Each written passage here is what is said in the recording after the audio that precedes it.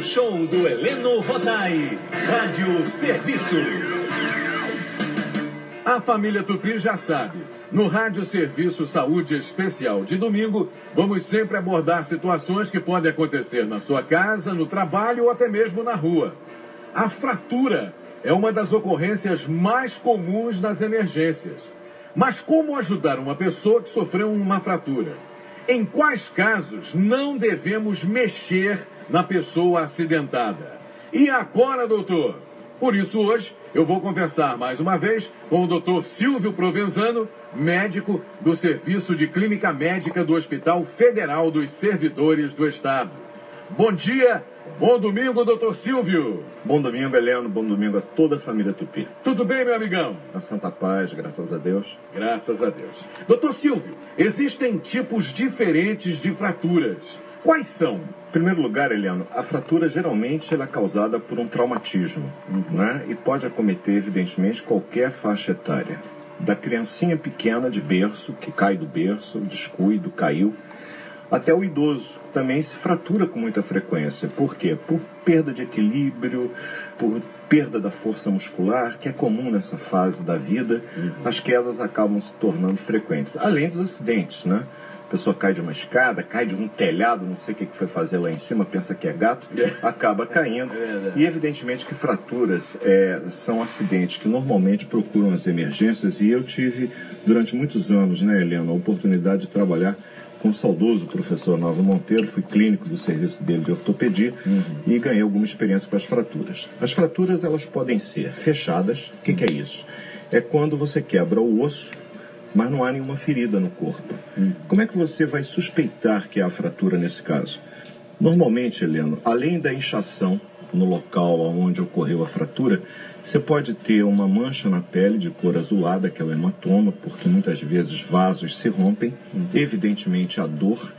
Essa dor, ela se faz acompanhar de uma certa incapacidade funcional, falando em termos mais leigos, se for na perna, dificuldade do indivíduo andar, mancando, principalmente a criança. Se for no braço, evidentemente a perda da força muscular. A deformidade, se houver algum desvio, porque as fraturas também podem ser fraturas onde houve só a quebra do osso, mas aquela fratura onde um fragmento do osso se desvia em relação ao outro. Entendi. E nesse caso ocorre uma deformidade, seja no braço, seja na perna. Essa deformidade, evidentemente, que chama muito a atenção da própria pessoa, que nessas horas, Heleno, que fazer, né? Isso. A pessoa, evidentemente, pela dor que ela está sentindo, pela deformidade, ela está apavorada. Então vamos acalmar essa pessoa e procurar, evidentemente, dar algum analgésico que esteja disponível. Se for possível, uma pequena imobilização. Por quê? Porque mobilizar um osso que esteja quebrado, evidentemente que vai agravar o sintoma dor, que é o que a gente nesse momento menos deseja, e levá-lo a uma unidade onde ele possa ser radiografado e atendido por médico ortopedista. Ainda em termos de fratura, eu falei das fechadas, nós temos as fraturas abertas. O que é uma fratura aberta, Eliano? É aquela em que há uma ferida na pele. E por essa ferida pode, inclusive, sair o fragmento ósseo que provocou essa ferida aberta. Nesse caso, a gente já não diz que é uma fratura aberta, é uma fratura exposta. As fraturas expostas, Helena, elas são sempre de tratamento cirúrgico. E o que fazer, às vezes, naquela pelada de domingo, daqui a pouco o pessoal se reunindo, aqueles peladeiros, né? É verdade. Não tem a qualidade do nosso Fluminense, evidentemente, né, Helena? Mas, de qualquer forma, os acidentes são muito comuns. E aí, uma fratura exposta, o que fazer no campo de futebol? Água corrente para lavar a superfície óssea, tentar colocar com um papelão uma contenção para evitar a mobilização daquilo. Depois de lavar extensivamente, eu repito, com água corrente ou soro fisiológico, se estiver disponível, aquele fragmento ósseo que perfurou a pele, vai que tem uma hemorragia. Como proceder? Vai deixar sangrando? Não. Você faz um pequeno garroteamento acima da ferida para estancar a hemorragia. Continue lavando o local. Faz uma imobilização com essa tala de papelão, se não houver outro material no local, e leve para a emergência. Esses casos são cirúrgicos, porque você precisa fazer, evidentemente, sob anestesia, o alinhamento dos fragmentos ósseos. Muitas vezes, o cirurgião ortopedista, ele tem que colocar uma placa, tem que colocar pino, parafuso, para tentar fazer com que, evidentemente, aquela fratura se consolide, ela cicatrize, forme-se o calo ósseo, no menor tempo possível para que o indivíduo possa voltar às suas atividades. E no caso de uma fratura fechada, o que fazer no primeiro momento, doutor? Num primeiro momento, se você puder fazer uma imobilização, essa mobilização é apenas para evitar a movimentação daquela extremidade que foi fraturada. E levar para um local onde possa ser feita a radiografia e verificar se, ocorrendo a fratura, ocorreu o desvio do fragmento ósseo ou não. Por quê? Porque se houver o desvio, tem que ser feita a redução. Entendi. E essa redução normalmente é feita sob anestesia. Às vezes uma anestesia apenas local, loco-regional que a gente chama. É no braço, você faz um bloqueio na altura do ombro, tira a sensibilidade daquele membro de tal modo que o ortopedista possa fazer. E não tente nunca você em casa fazer a redução. Normalmente esse tipo de procedimento ele é muito danoso, ele provoca muito mais malefícios do que benefícios. Leve ao profissional adequado, que é o ortopedista, que tem normalmente de plantão nas unidades de emergência.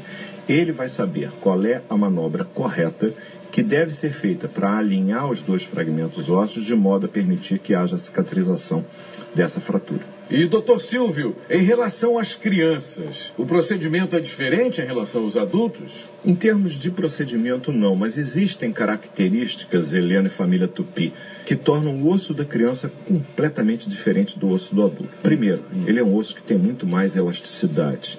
Por ele ter mais elasticidade, evidentemente que ele vai se partir, ele vai se quebrar com mais dificuldade. Portanto, fratura, do jeito que nós vemos em adulto, é menos comum em crianças. É necessário que haja um trauma muito mais intenso para que um osso se parta completamente. E é por essa razão que em criança nós temos a chamada fratura em galho verde. Que palavrão é esse?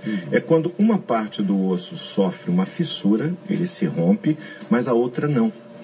Então, aquela deformidade que caracteristicamente pode ser observada quando ocorre uma fratura em adulto, em criança normalmente você não observa, o que torna mais difícil a suspeita diagnóstica. Por quê? Porque se eu tenho um braço evidentemente angulado, aquele osso partiu. Na criança eu posso ter uma fratura em galho verde, seja do osso do rádio, seja da una, e você não vai ver essa alteração da deformidade. Mas, evidentemente, pode ter um pequeno hematoma naquela região.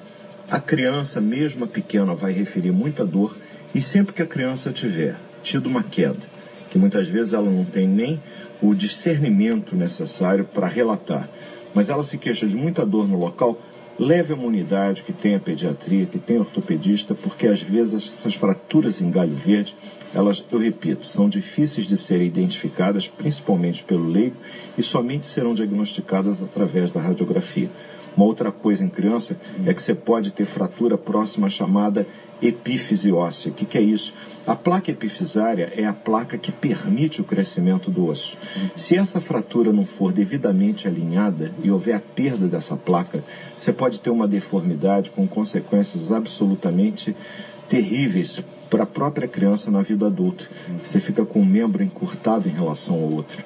Então é importante que seja levado até uma unidade de emergência para ser avaliado, eu repito, pelo ortopedista, pelo profissional responsável, porque às vezes essas fraturas elas podem provocar inclusive alteração no desenvolvimento das crianças. Tem uma vantagem quando a fratura é em criança, Helena. A velocidade de crescimento do osso é muito maior na criança do que no adulto. Portanto, as fraturas que ocorrem nos nossos filhos, nas nossas crianças, elas vão cicatrizar, o osso vai consolidar com uma velocidade maior. Geralmente, metade do tempo que é necessário para a consolidação da fratura de um adulto é o tempo necessário para a consolidação da fratura de uma criança. Num primeiro momento, imobilize para evitar que a sua criança sinta dor, uma medicação, normalmente uma dipirona, uma gota por quilo de peso, e leve para a emergência. Muito bem. Como esse assunto é muito complexo, no próximo domingo continuaremos conversando sobre isso, né, doutor? Até porque hoje nós procuramos, de uma maneira muito sucinta, abordarmos fraturas associadas a traumatismos. Na semana que vem, Helena, vamos procurar falar pormenorizadamente sobre as chamadas fraturas patológicas. O que é isso? É aquelas que ocorrem no osso previamente doente. E, em particular, a osteoporose, que interessa a toda a família Tupi, que, graças a Deus, como no resto do mundo, está envelhecendo, e a osteoporose é um problema que tem que ser visto com muita atenção nessa faixa etária. Então, um bom domingo, boa semana e até domingo que vem, doutor Silvio. Até domingo, Helena, toda a família Tupi, um bom domingo para todo mundo. Abraço, querido, bom dia. Bom dia.